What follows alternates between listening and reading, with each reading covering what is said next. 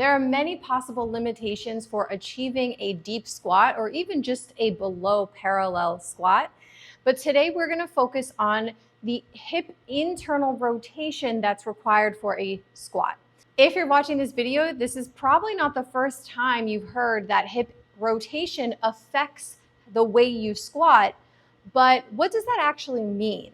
When we go into our squat, our hip internally rotates the femur and the knee internally rotates the shin, and the foot has to also sort of internally rotate from the ankle and resist that external rotation or pronation, all with the goal of creating more space in the hips and pelvis to flex at the hip. So in order to get into a squat position, we need to be able to flex at the hip. The tailbone shifts into a semi-anterior pelvic tilt, which is going to create space for that hip internal rotation and that knee internal rotation. If we externally rotate, the pelvis doesn't have as much space to get as low. So that's the reason why we need that internal rotation, is to create space in the pelvis and the hip to get down deeper. But how do we address that hip internal rotation, recognize what it is, and make it better? And that's what I'm going to focus on in this video. So let's talk about first, what is hip internal rotation? If I'm in a tall kneeling position and I take two thumbs up and place them at the top of my thighs, if I turn those thumbs up in towards my midline or the center of my body, that's internal rotation from the hip. So the hip is internally rotating the femur, which is turning the tops of those thighs in towards the midline. A simple way to get into that internal rotation and work that internal rotation is from a half kneeling position. We'll work one side at a time. So if your right knee is down, you're going to place your knee inside of a kettlebell or an immovable object. It could be a wall or a doorway, and your foot on the outside of it. Then you're going to take your left foot and step it out in front, so you're in a half kneeling position. If being in a half kneeling position is painful for you, you can also do this with that back leg elevated on a yoga block. So I'm slightly internally rotated since my foot is outside of my knee and my hip, but I'm going to intensify this rotation by stretching into my max range of internal hip rotation. So I'm going to take something stable to hold on to in my left hand and or your right hand, and you're going to turn your body towards the outside of that right leg. So I'm turning my body into more internal hip rotation. So we're going to do some isometrics here that's going to improve the passive range, this stretch of that internal rotation. And it's also going to prep the tissues to be able to move in and out of that end range. So we're also showing the central nervous system that this position, this articulation of the hip is okay to be in. Now in this setup, we have some hip extension as well. So in our squat, we go into hip flexion or bending at the hip. In this setup, we are in hip extension. So we're rotating towards that right leg, we're stretching here, and now we're going to start those isometrics. So your first isometric is going to be pushing this foot into your immovable surface this way. So it's almost like you're externally rotating out of that position. So go ahead and press that foot into your immovable object and try not to let anything change in this position. Try not to sit those hips back. Try not to lift the toes off of the ground, right? Try not to bend the spine in any direction, right? We're pushing into that immovable object, and then we're going to reverse it. So now you're going to try to scoot your foot further away from that object, which is going to try to internally rotate your leg further. Now, like I said before, these are isometric, so nothing is actually moving. We have all the intentions of moving, but we are so far in this stretch that nothing is able to move. And if you are able to scoot that foot out more, then you know that you can get a little further into that stretch. So release that tension and let's do that one more time. So we're going to push into that immovable object with the inside of that right foot. You're going to feel the tension on the outside of that hip. as it tries to externally rotate that leg out of this position. And then let's reverse it. Try to take that foot away from that surface once again without moving anything in the body. We're trying to internally rotate more, trying to find the tissues in the hip capsule to internally rotate further. And then we can release tension into that end range, and we can slowly come out of it. Turn the body forward, and then slowly slide your foot away.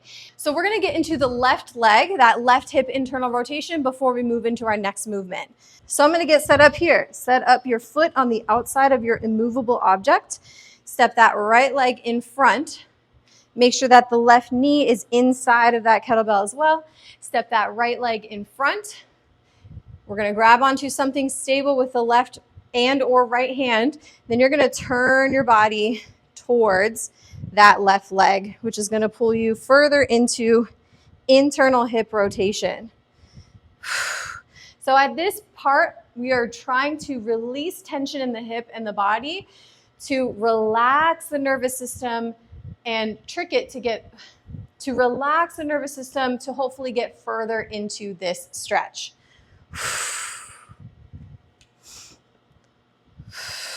So we're going to take a few breaths here, and then we're going to begin those isometric contractions. So we might feel a deep stretch in the front of that hip as well. That's mostly from that hip extension combined with that internal hip rotation. So let's go into our first set of isometrics. We're going to push that foot into that immovable object. We are slowly ramping up that force. So start with light amounts of tension and then work your way up to higher amounts of tension. Try not to let anything move in the body. And then let's reverse that, taking that foot away.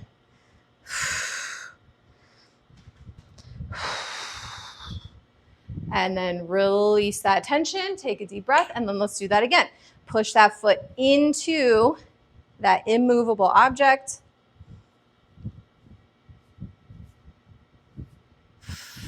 3, 2, 1, and reverse. Try to slide that foot away, trying to internally rotate further into that position of the hip. And then we can release that tension and slowly come on out of it. Once again, reversing the rotation of the torso first to come on out.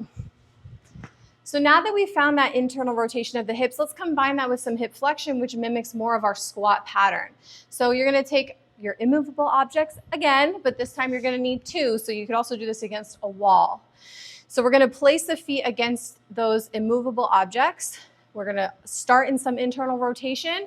We're gonna talk about that pelvic tilt and shifting into that hip flexion while maintaining that internal rotation.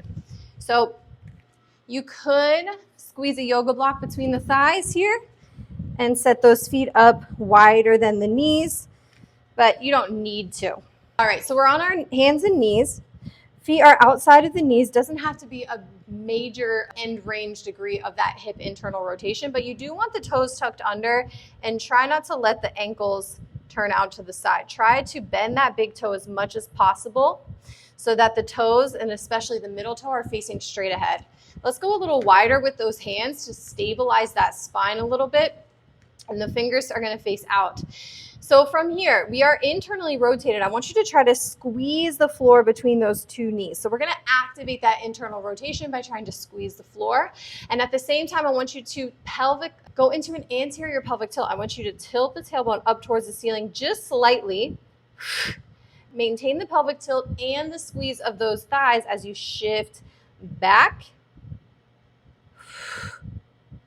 Keep squeezing that floor. Now, if you lose that pelvic tilt, you know you've gone a little too far. And then we're going to push down through the feet and the toes to shift back forward. If you didn't feel a stretch in the hips, you could go into a little bit more of an internal rotation or shift back further into that stretch. And let's do that again. Squeeze those knees together as you shift back into your squat. You should feel a stretch in the inner part of those hips. Make sure that we have that tailbone sticking out, and then push down through the feet to shift forward again. Let's do that 3 more times. Squeeze those knees towards each other. That's going to activate that internal rotation. Make sure that tailbone is sticking out slightly behind you.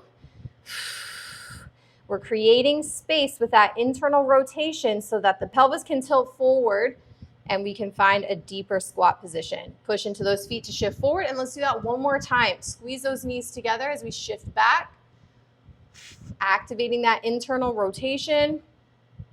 Hold, keep squeezing those knees, and push through those feet to shift forward. All right, let's slowly come out of that position, and we're gonna do one more setup for our internal rotation. So we're gonna go into a seated position on a chair or a bench, and we're gonna squeeze that yoga block. This time, we wanna make sure it's not the narrowest, but the second narrowest option. And the feet are gonna be just slightly outside of the knees. Feet are gonna be on the floor, and you want your sits bones comfortably on your seat. We're gonna be practicing that anterior pelvic tilt again. So make sure that you are sitting high enough where you can feel that anterior pelvic tilt before we start to lift into our internal rotation. This degree of hip flexion is not as severe as the last one we were just working. So the stick is gonna go, or your support is gonna go right out in front of you. You're gonna drive that down into the floor or push into a wall if you're facing a wall. Keep that anterior tilt, or go into that anterior tilt. Maintain that as you lift just the right leg, just the right foot. So you're gonna try to lift the right foot off the ground, hold it, and bring it back down. So you should immediately feel the outer part of your hips performing that action. Now let's switch. We're gonna alternate. So let's find that anterior tilt, just slight, doesn't have to be exaggerated, but we wanna maintain that as we lift the left foot. Hold and down. If you're having a hard time lifting, you can scooch back just a little bit so that you have more contact with your seat, or you could just pretend to lift. Intention is the name of the game. Let's do that 2 more times each side. Anteriorly tilting the pelvis, lifting that right foot up to the side. Again, we're thinking of that thumbs up, trying to turn that thumbs up in and down. And let's switch. Lift the left foot up. We're gonna notice which side is a little bit easier than the other. This is all active internal rotation and down. The other 2 we were doing was more of a passive or a stretch. This is all active. Lift up that right foot last time. Hold, maintain that anterior pelvic tilt and down. And last time, other leg. Left foot lifts up, trying to internally rotate, turning that thumbs up in. 3, 2, 1, and down. All right, slowly come out of that. So we found our hip internal rotation. We know what it is. We know what the stretch feels like. We know how to do it isolated with just the hips, but how does that apply to your squat? And the answer is it's complicated. But here's a quick and easy cue that I think really helps emphasize the internal rotation of the hip, especially if that's something that I'm trying to work on with one of my clients. And it's very simple. From your squat stance, right? If we're doing a traditional squat or just a regular deep squat, usually the toes are going to face mostly straight ahead. It's a different sort of variation if the toes are facing more out. So we're going to talk about this version. And sometimes when you're going into squats and you're having a hard time creating enough space in the hips, coaches will tell you to push your knees out.